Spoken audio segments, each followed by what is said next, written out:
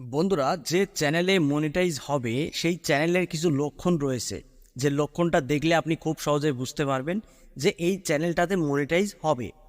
এবার আপনি যদি 2023 সালে এসে একটি চ্যানেলে গাধার মতো আপনি যদি খাটেন, শুধু ভিডিও আপলোড করেই যাচ্ছেন, যখন আপনার চ্যানেলে 1000 সাবস্ক্রাইবার এবং 4000 ঘন্টা ওয়াচ টাইমের যে মাইলস্টোনটা সেটা কমপ্লিট করে ফেললেন, তবুও আপনার চ্যানেলটা মনিটাইজ হলো না, তাহলে কেমন লাগবে বলুন? এই এতদিনের যে পরিশ্রম সেটা কিন্তু আপনার একেবারেই পানি হয়ে যাবে। তো বন্ধুরা, আপনার চ্যানেলটি মনিটাইজ হবে কি না তার কিছু লক্ষণ রয়েছে, যে লক্ষণটা দেখলে আপনি বুঝতে পারবেন যে হ্যাঁ, আমার এই চ্যানেলটা এবার মনিটাইজ হবে, তাহলে এই চ্যানেলে কাজ করাটা আমার ভালো হবে।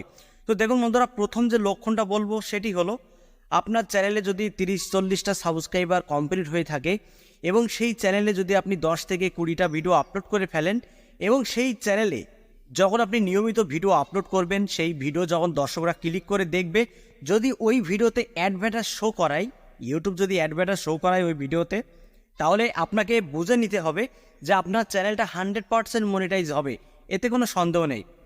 এবার আপনার চ্যানেল যদি মনিটাইজ না হয় তাহলে তার কী লক্ষণ? দেখুন, আপনার চ্যানেলে আপনি 100 ভিডিও আপলোড করে ফেললেন, কিন্তু আপনার ভিডিওতে কোনো অ্যাড ইউটিউব শো করাচ্ছে না।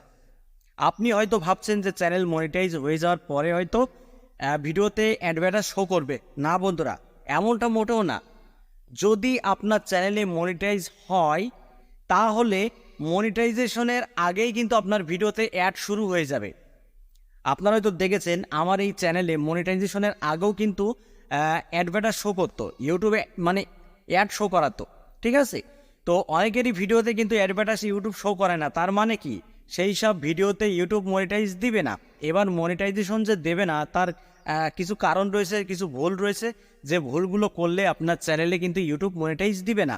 তো প্রথম যে ভুলের কথা বলবো সেটি হলো, আপনি যদি অন্য কারোর কোনো কিছু কপি করে আপনার ভিডিওতে ব্যবহার করেন, সেক্ষেত্রে কিন্তু আপনি মনিটাইজ পাবেন না। যেমন সেক্সুয়াল যদি কোনো কন্টেন্ট আপনি আপলোড করেন, যদি আপনার ভিডিওতে গালিগালাজ ব্যবহার করেন, সেক্ষেত্রে কিন্তু আপনার চ্যানেলে কখনোই ইউটিউব মনিটাইজেশন দিবে না, এবং ওই ভিডিওটা আপলোড করার পরে ওই ভিডিওতে কিন্তু ইউটিউব কখনোই অ্যাডভার্টাইজ শো করাবে না, ঠিক আছে?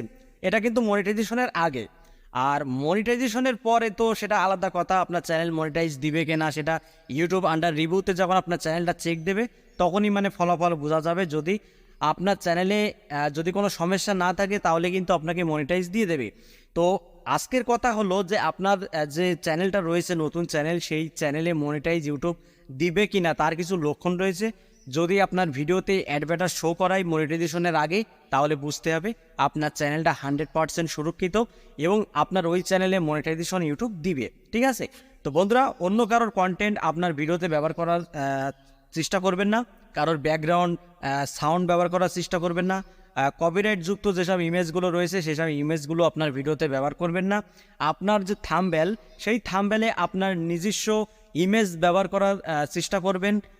কারোর ছবি আপনার থাম্বনেলে কিন্তু আপনি ব্যবহার করলে আপনাকে মনিটাইজ দিবে না। সে কিন্তু যে কোনো মুহূর্তেই আপনার থাম্বনেলের ওপরে একটা স্ট্রাইক দিয়ে দিতে পারে। সাবধান বন্ধুরা, ঠিক আছে? তো এটুকুই আপনাদের বলার ছিল। তো বন্ধুরা, ভিডিওটি যদি ভালো লাগে, ভিডিওতে একটি লাইক করে দেবেন, আর চ্যানেলে যদি নতুন হয়ে থাকেন চ্যানেলটি সাবস্ক্রাইব করে বেল আইকনটি অন করে রাখবেন, এরকম YouTube related tips and tricks পেতে। তো আজকের মতো এখানে বিদায় নিচ্ছি, দেখা হবে অন্য কোনো নেক্সট ভিডিওতে। সবাই ভালো থাকুন, ধন্যবাদ।